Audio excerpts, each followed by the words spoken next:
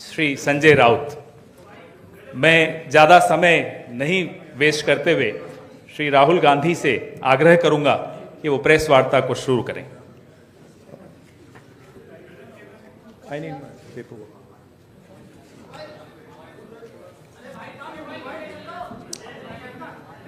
आप सेटल हो जाइए, बस 2 मिनट में शुरू करें।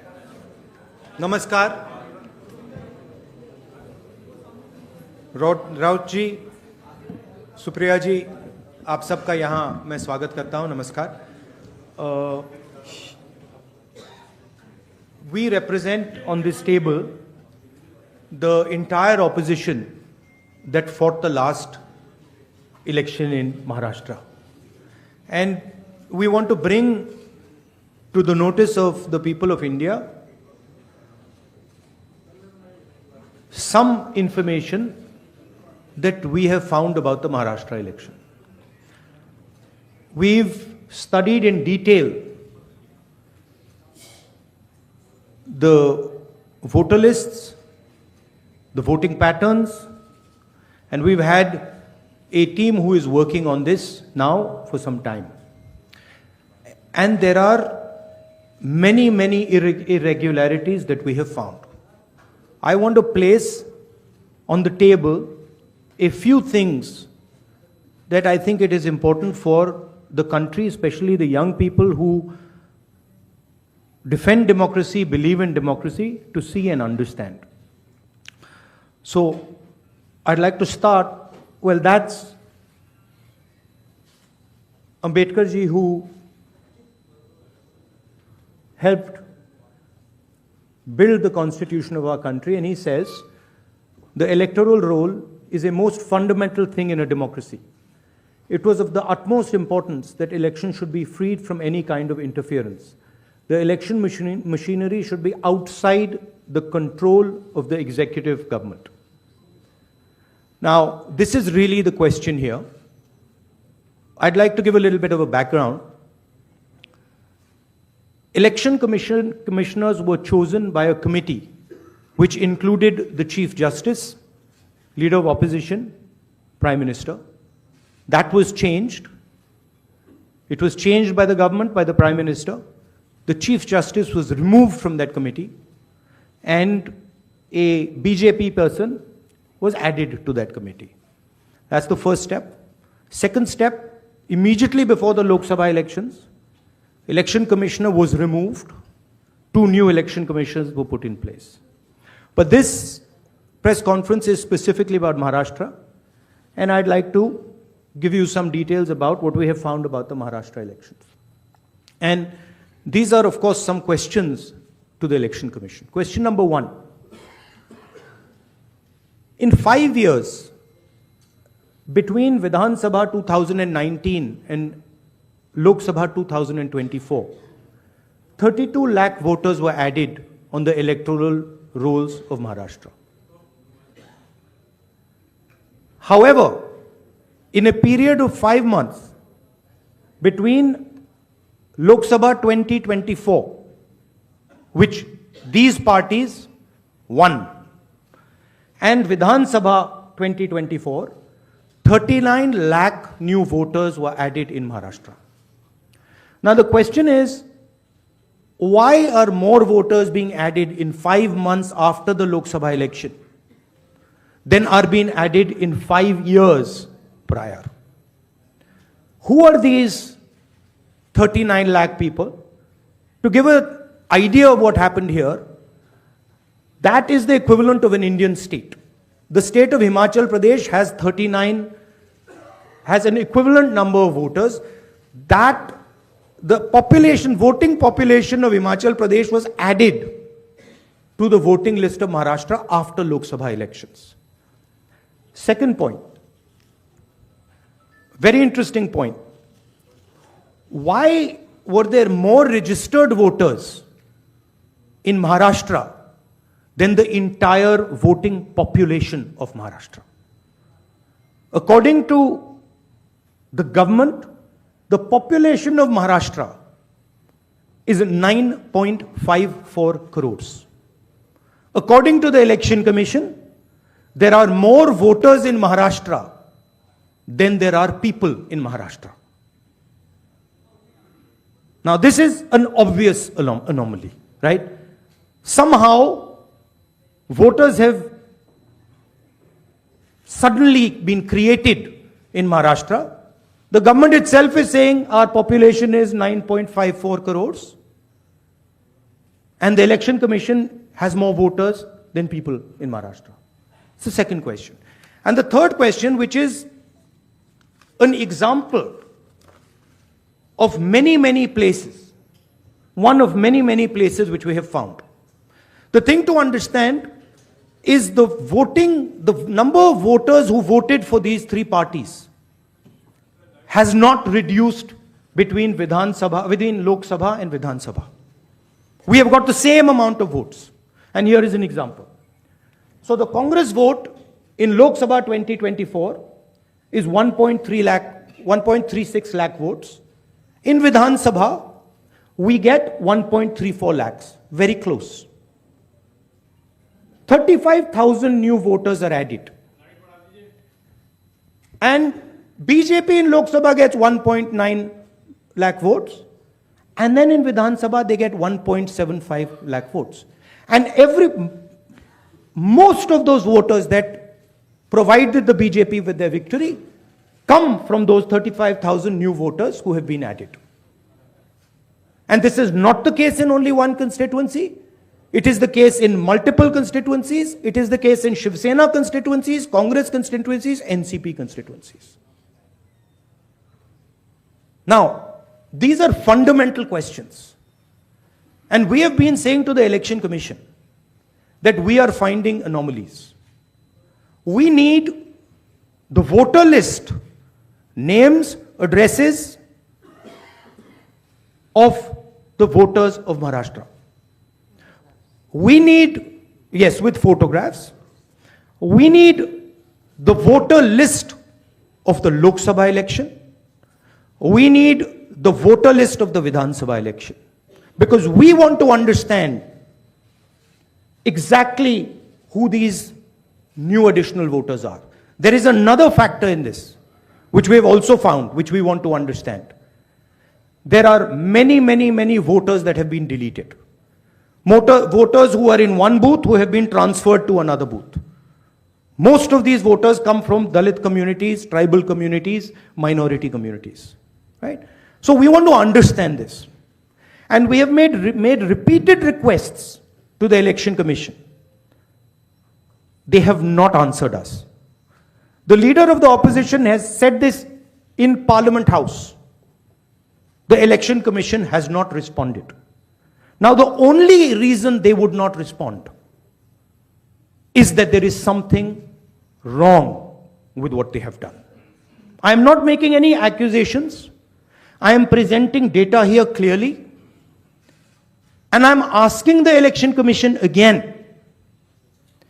The three major opposition parties of Maharashtra are asking you for the voter list of Lok Sabha and the voter list of Vidhan Sabha elections. It is your duty to provide transparency in the election. It is not our responsibility to provide transparency in the election.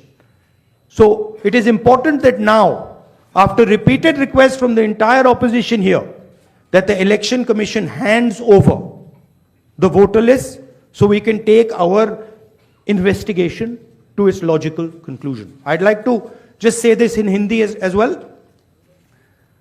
Sorry.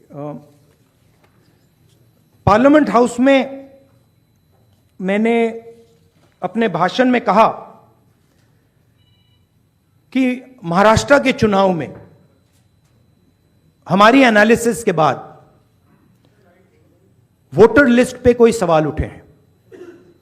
मैं आज हिंदुस्तान के युवाओं को यह data दिखाना चाहता हूं. सबसे पहला सवाल,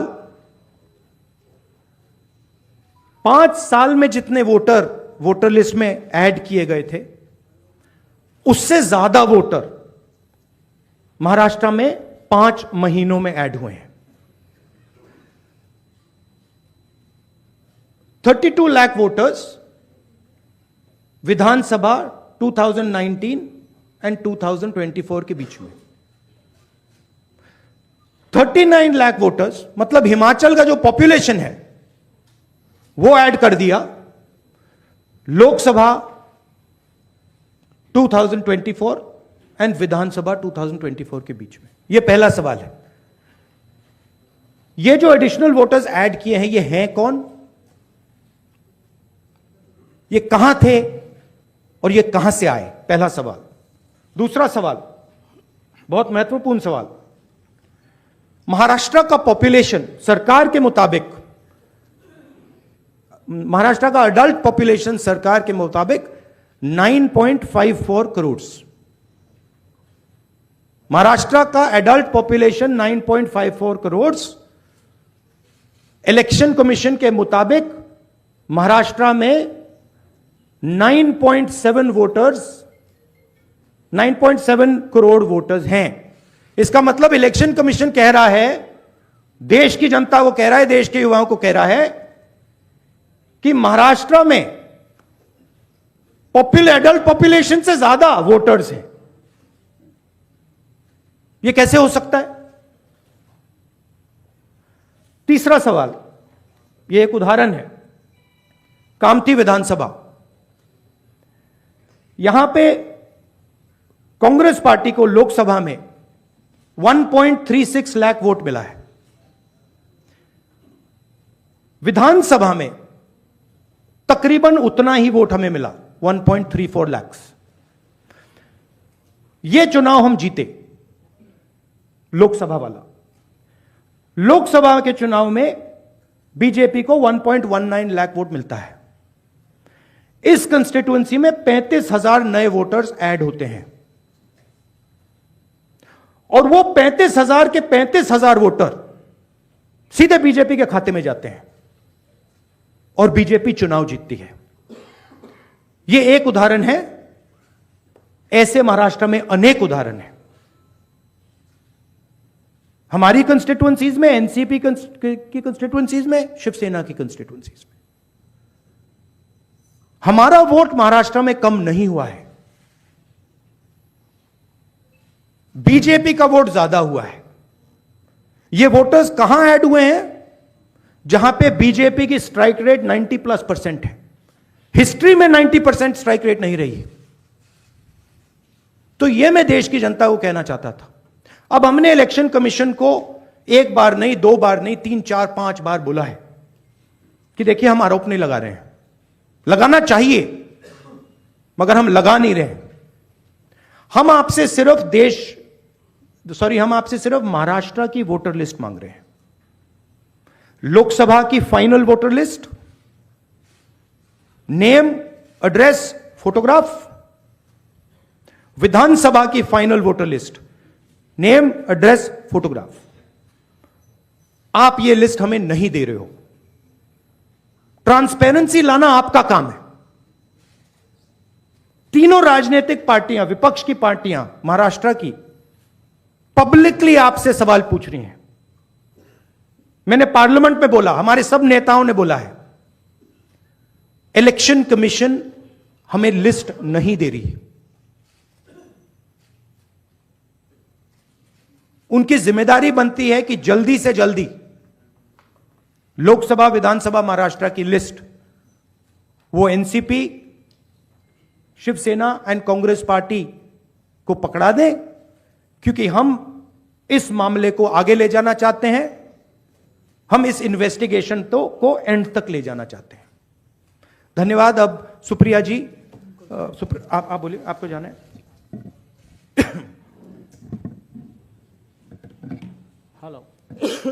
हेलो,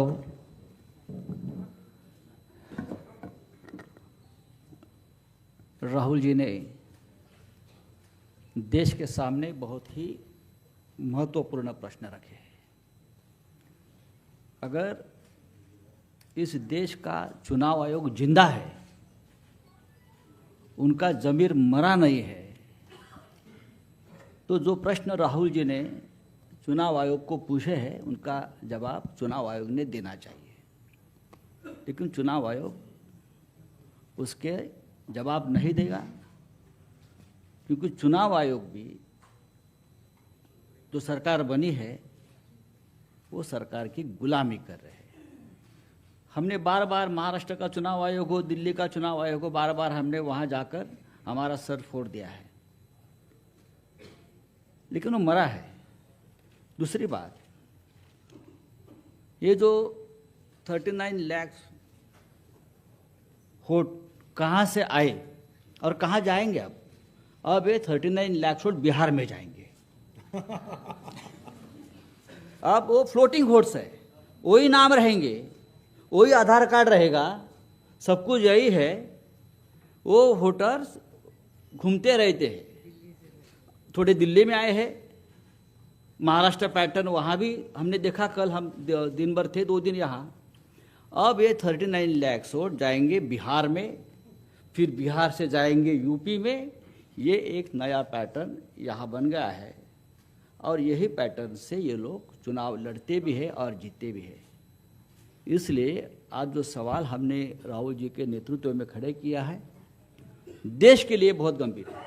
अगर इस देश में डेमोक्रेसी हमको जिंदा रखनी है, पार्लियामेंट, विधानसभाएं हमको सचमुच जिंदा रखनी है, तो ये सवाल का जवाब सिर्फ हम नहीं पूछेंगे, मीडिया ने पूछना चाहिए, लोगों में जागृति आनी चाहिए।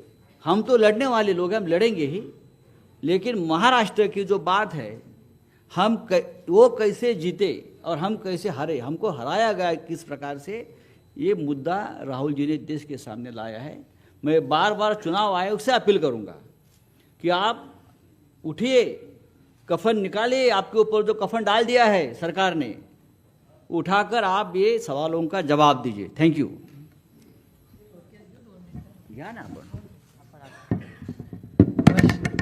नमस्कार, मैं बड़ी संक्षेप से 2-3 अलग मुद्दे कहना चाहती हूँ। राहुल जी और संजय जी ने कहा, उसके बाद 2 चीज़ें मायने रखती है। एक तो मेरे जो सांसद में धैर्यशील मोहिते जी जो यहाँ आए हुए हैं, वो माड़ा लोकसभा से चुन के आए। उनके ही सोलापुर ज़िले में उत्तम जानकर जी इस बार हमारे विधायक बन के आए। उत्तम जानकर जी सोलापुर डिस्ट्रिक्ट से चुन के आए। उनका कहना है कि उनको वोटिंग जो हुआ है, मरकटवाड़ी, आप सब ने बहुत उस पर टीवी पे भी कवरेज दिया था, उसमें उनका मानना है कि वो चुन के आए हैं, लेकिन उनको जो वोट पड़ने चाहिए वो नहीं मिले हैं, तो वो फिर से जीते हैं, फिर भी री इलेक्शन चाहते हैं और कह रहे हैं कि बैलेट पे लिया जाए। उन्होंने उनके गांव में, उन्हें पूरे निर्वाचन क्षेत्र में सब मान भी गए, लेकिन वहाँ पुलिस भेजी गई और पूरा प्रोसीजर रुकवाया गया। तो वो इतना, हमारी सब मांग है वहाँ की, उत्तम जानकर जी और धैर्यशील मोहिते जी उनके एरिया में, कि बैलेट पे फिर से वोटिंग लाया जाए, मशीनें बंद की जाए। कि बहुत सारी ऐसी चीज़ें हैं, जब राज ठाकरे जी भी बोले हैं कि उनका जो एक कैंडिडेट था उसको खुद का भी वोट नहीं मिला है, ऐसा हो चुका है। ये सब डेटा आपके सबके सामने है। और दूसरी बड़ी बात, मैं इलेक्शन कमीशन वैसे तो बड़ी महत्वपूर्ण जगह है, लेकिन मैं बड़ी विनम्रता से कहना चाहती हूँ, हम और सेना बहुत वहाँ लड़े हैं। जिस तरह से हमारी पार्टी तोड़ी गई, जिस तरह से हमारे विधायक, हमारे एमपी, सांसद तोड़ा गया, पार्टी तोड़ी गई, हमारी लड़ाई आज भी शिवसेना की और एनसीपी की आज भी सुप्रीम कोर्ट में चल रही है। लेकिन और एक छोटी चीज़ उन्होंने की कि हमें जो सिंबल दिया गया और दूसरा सिंबल तुतारी वाजवणारा माणूस और तुतारी मराठी में, वो एक ही शब्द तुतारी तुतारी उन्होंने किया। और इसी सरकार के एक बड़े मंत्री है आज सरकार में, उन्होंने कहा था, जो आप सब ने मराठी चैनल्स ने दिखाया था, कि सातारा की सीट एनसीपी हार गई क्योंकि ये ट्रम्पेट और तुतारी थी, नहीं तो बीजेपी का वो सांसद हार जाता। ये सिर्फ मैं नहीं कह रही हूँ, इस सरकार के एक बड़े नेता कह रहे, जो मराठी चैनलों ने दिखाया, आज सरकार में है महाराष्ट्र में। और हम सब ने जब विधानसभा में मांग की कि आप तुतारी हटा दीजिए, बड़ा कन्फ्यूजन हो रहा है, हमारी 11 सीटें ऐसी है, इस कन्फ्यूजन में हम हार गए। तो हमारी विनती थी कि आप ये तुतारी हटाइए, तो बोले तुतारी हम ये सिंबल नहीं, हमने डेटा दिखाया कि कन्फ्यूजन हो रहा है ये सिंबल के कन्फ्यूजन में। फिर उन्होंने ट्रम्पेट नाम बता दिया, लेकिन तुतारी वो रखी वैसे, क्योंकि जब बाहर वो जाता था वो देख रहा था तुतारी वाजवणारा माणूस तुतारी, हम उस तरह उसी कारण हम सातारा की सीट हारे, और ये भी सत्ता पक्ष मान रहा है, रिकॉर्ड पे उन्होंने कहा है। तो ये कैसे चलेगा? ये वोटर्स लिस्ट है, ये मल्टी फैक्टर अटैक है। ये सिंबल का इशू है, फिर पार्टियां तोड़ने का इशू है, ये वोटर्स लिस्ट का इशू है, और कभी कभी मशीन, लोग नाराज़ होते हैं जब हम मशीन के बारे में कहते हैं, लेकिन बहुत सारे ऐसे लोग हम सबको मिलने आते हैं। तो ये मल्टी प्रोंग अटैक हो रहा है, और अगर एक सशक्त लोकतंत्र रखना हो तो फेयर इलेक्शन तो होना ही है। हारने का कोई दुख नहीं है, जीते हारे जनता तय करती है। हम तो जीत के आए दोनों, धैर्यशील जी आए, बट बड़ी विनम्रता से हम कहना चाहते हैं कि इलेक्शन कमीशन ये फेयर होना चाहिए, इतनी हमारी मांग है। और जो हमें जो लोटस लिस्ट, फोटो सब मांग रहे, बस हमें दे दे। बाकी हम लोग क्या मांग रहे हैं? एक सशक्त लोकतंत्र में इलेक्शन कमीशन का रोल बहुत जिम्मेदारी का होता है। जिस संविधान के बारे में हम लड़ रहे हैं, राहुल जी बड़ी ताकत से उसके लिए लड़ रहे हैं। आप देख रहे हैं पार्लियामेंट में क्या हो रहा है। तो वो संविधान बचाना हो, देश बचाना हो, एक सशक्त लोकतंत्र के लिए महात्मा गांधी ने इतना बड़ा योगदान दिया, जवाहरलाल नेहरू ने देश को इतनी दिशा दी, इन सब के मान सम्मान, उनका जो उन्होंने मेहनत करके हम सबको ये हक दिया है, वो पूरा फेयर होना ही चाहिए। और हमारी लड़ाई नहीं है, हम सिर्फ पारदर्शकता चाहते, बाकी हमारी कुछ मांग नहीं। धन्यवाद सुप्रिया जी। अब मैं, क्योंकि तीनों को जाना है तो कम सवाल लेंगे। एएनआई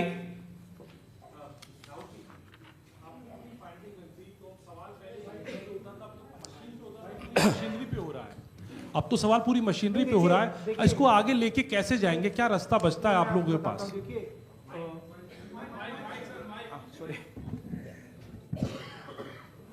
देखिए,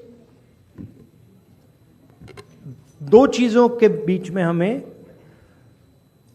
फर्क क्लैरिटी से रखना है। एक है स्पेक्यूलेशन। स्पेक्यूलेशन कोई कह सकता है कि भैया मशीन में कोई प्रॉब्लम है, कोई दूसरी बातें कह सकती हैं, और दूसरा है फैक्ट। मैंने यहां स्पेक्यूलेशन नहीं रखा है, मैंने यहां फैक्ट रखा है। फैक्ट नंबर 1, हिमाचल जितने वोटर्स ऐड हुए हैं, कंस्टिट्युएंसीज में जहां ऐड हुए हैं वहां हमारा वोट एक है, बीजेपी का वोट बड़ा है। ऐड बीजेपी के कंस्टिट्युएंसीज में बीजेपी को, जहां बीजेपी जीती है वहां ऐड हुए हैं। और फाइनल फैक्ट, महाराष्ट्र से पॉपुलेशन से ज्यादा इलेक्शन कमीशन कह रहा है कि वोटर्स है। These are not speculations, these are facts, and this is not our data, this is election commission data, these are election commission numbers.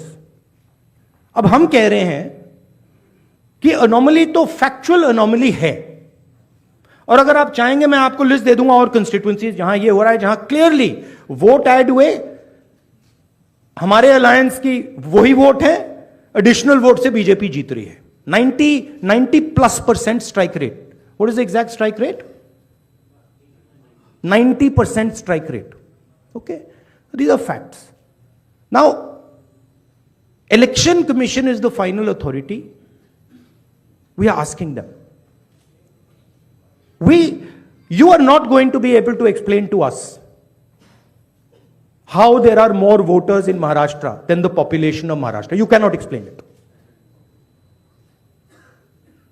So what you need to do is you need to give us now the voter lists so we can explain it.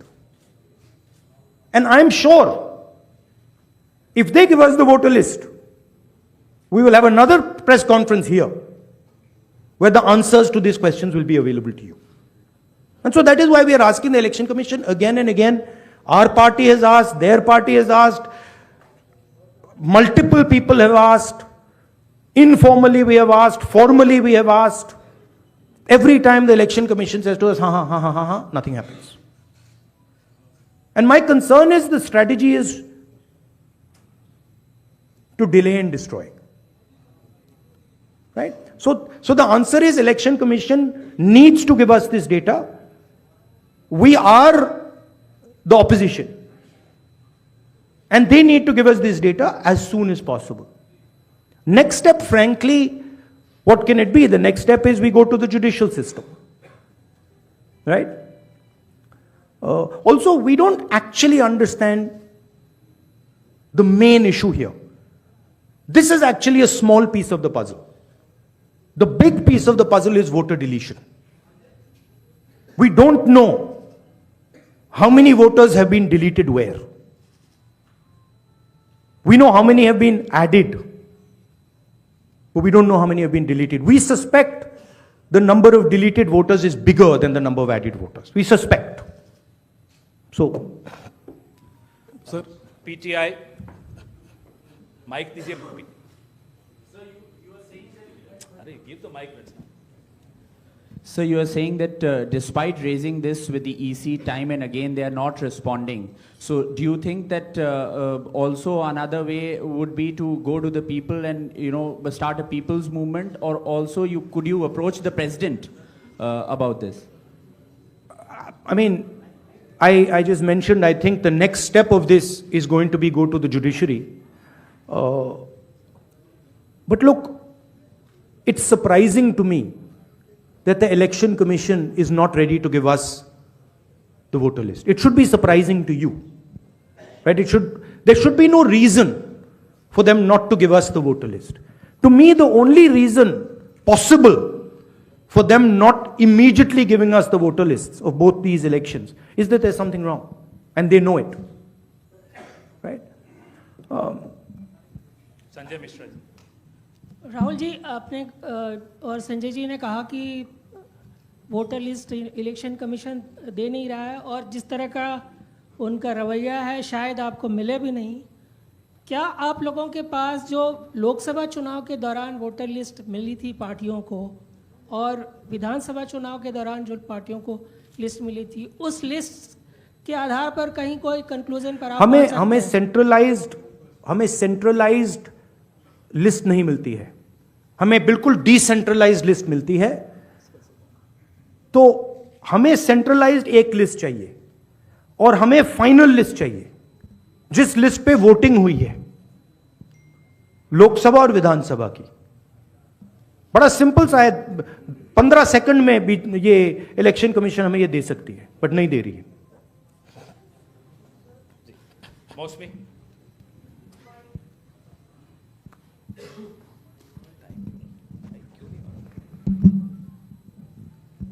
Rahul ji, ये जो आपने आंकड़े दिए थे कि लगभग 9,70,25,000 voters, 9,70,00,000 voters हैं, voting population है, और जो अडल्ट पॉपुलेशन महाराष्ट्र की है वो 9,54,00,000 है जी.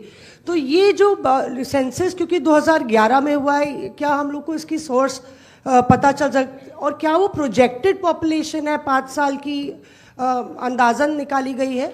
That is the Union Ministry of Health and Family Welfare data. Right? So that is normally क्या होता है, जितने वोटर्स होते हैं उतने वोट ऑलमोस्ट कभी नहीं करते हैं. नॉर्मली अगर आप किसी स्टेट में देखें तो 85%, 87% कर जाते हैं ऑफ टोटल वोटर्स. यहां पे आई थिंक 102% कर गए. नहीं, how much, कितना है ये? 102% कर गए हैं. तो it is not only that there are more voters than actual people, it is that the voting percentage is 102%. Right? The actual voting percentage of this should be 15% approximately. If you आप states को aggregate करो तो it should be 15% less than 9.54. It is actually 102%, right? So really, it's way beyond the population. जी, और दूसरी जिक्र आपने किया था कि सीईसी का सिलेक्शन जो हो रहा है. I think one question is enough. Let's not. नहीं. One last question, जैनेंद्र जी. राहुल जी, आप चुनाव के बाद वोटर लिस्ट मांग रहे हैं, लेकिन जैसे जो मुख्य चुनाव आयुक्त हैं उन्होंने भी जो पिछली प्रेस कॉन्फ्रेंस में कहा था कि ये तो हर साल जो मान्यता प्राप्त दल हैं उनको वोटर लिस्ट दी जाती है. चुनाव से पहले, ठीक पहले जो फाइनल रोल होता है वो भी उम्मीदवारों को और पार्टियों को दिया जाता है. तो अगर दी जाती हैं तो फिर हमें दे क्यों नहीं रहे? हम मांग रहे हैं, अगर दी जाती हैं, if it is the norm to give it, तो दे दो। वो तो चुनाव के पहले ही आप लोगों को दिया गया होगा क्या? नहीं, मैंने वो बोला आपको, वो डिसेंट्रलाइज तरीके से लिस्ट मिलती है। वो एक एमएलए को अगर लिस्ट निकालनी होती है तो उसे polling booth by polling booth by polling booth जाना पड़ता है। उससे उस डेटा से हम काम नहीं कर सकते, हमें सेंट्रलाइज डेटा चाहिए, पूरी स्टेट का डेटा, राइट? सर दिल्ली में जब नहीं, बट मान लो आप जो कह रहे हो सही है कि उन्होंने हमें लिस्ट दे रखी है, right? Fine, then why are they not just making it available to us? I'll add a small point. One second. Why are they not just making it available? हाँ देते हैं, आप मांग रहे हो, ले लो, वो दे क्यों नहीं रहे? Just one small point. नहीं, you were, हम साथ में थे अरविंद जी के साथ उस मांग में।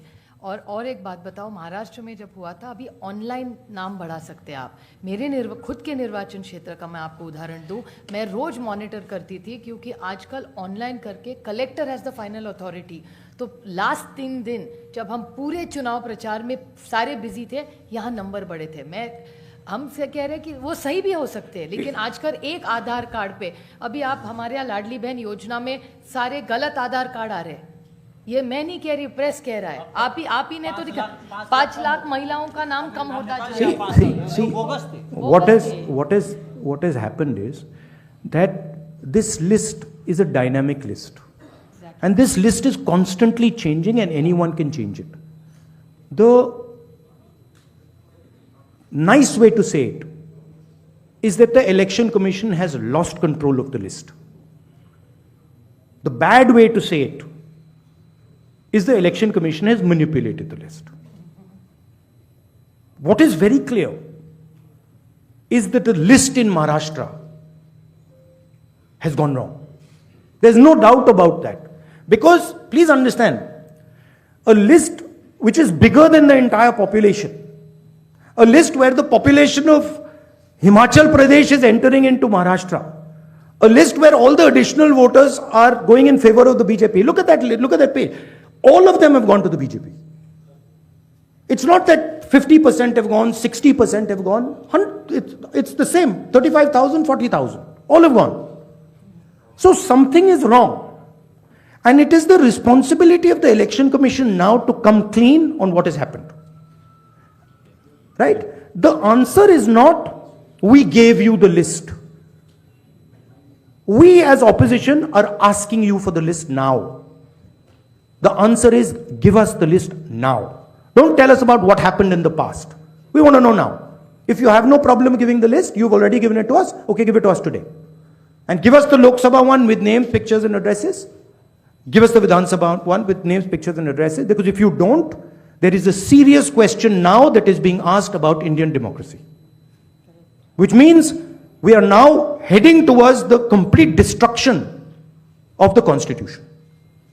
And we are in the business of protecting the Constitution. That is why I have put this here.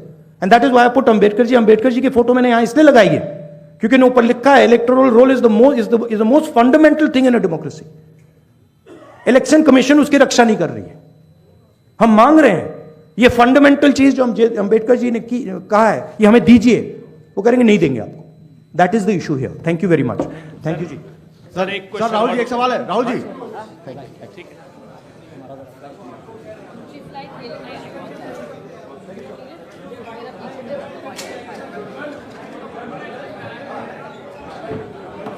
आप लोग इसके लंच बाद